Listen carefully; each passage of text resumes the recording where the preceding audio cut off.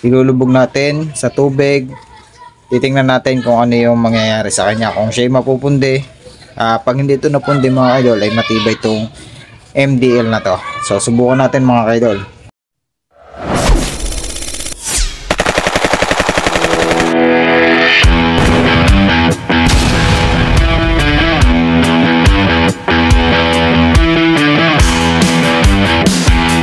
So yung good day mga ka-idol, ito may susubukan tayo dito mini driving light. So sisibukan natin to kung saan to aabot mga ka-idol. Meron tayo ditong tubig. So ang gagawin natin dito ay ilulubog natin dito. Titingnan natin kung iilaw pa rin ba siya. So nagana po yan mga ka-idol. Ayan, testingin po natin, pailawin. Yan o, nailaw po siya mga ka-idol.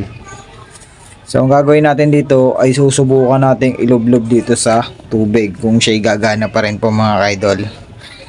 So ito po ay Lux po yung brand na MDL na to. So susubukan natin siya dito sa tubig. So try natin mga ka-idol. Ito, positive, negative natin. So testingin natin kung matibay ba tong mini driving light na to. Ilulubog natin sa tubig. Titingnan natin kung ano yung mangyayari sa kanya, kung siya mapupundi. Pag hindi ito napundi mga idol, ay matibay itong MDL na to. So subukan natin mga idol. So ayan po siya mga idol. Kung makikita nyo po siya, nakalubog po siya sa tubig. Napakatibay po niya. So nailaw pa rin po siya. Ayan, ganan po katibay ang Lux na MDL po mga idol. Kahit po siya nakalubog sa tubig, ayan umiilaw po siya.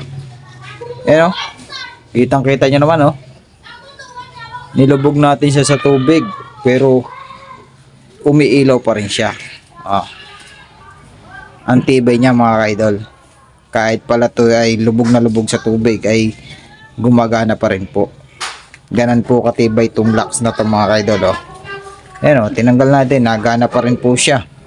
Kahit ilubog natin, gumagana pa rin po siya. So quality po itong MDL na ito mga idol. Kaya ganito na po yung gamitin yung MDL. So napaka quality po niya.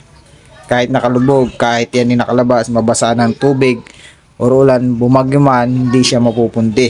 Ayan quality lakas. Lakas niya mga idol nakalubog siya sa tubig. So ganun katibay ito ang Lux na MDL.